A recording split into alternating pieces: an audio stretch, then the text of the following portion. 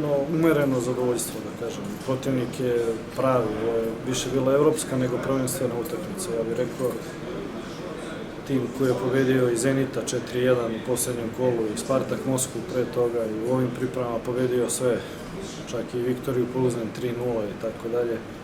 Olimpija se predstavila u jednom zadovoljavajućem svetlu danas, vrlo disciplinovana, borbena, rastrčana, disciplinovana u svakom trenutku igre i čini mi se i opasnija čak od protivnika kada se šanse zbroje na kraju.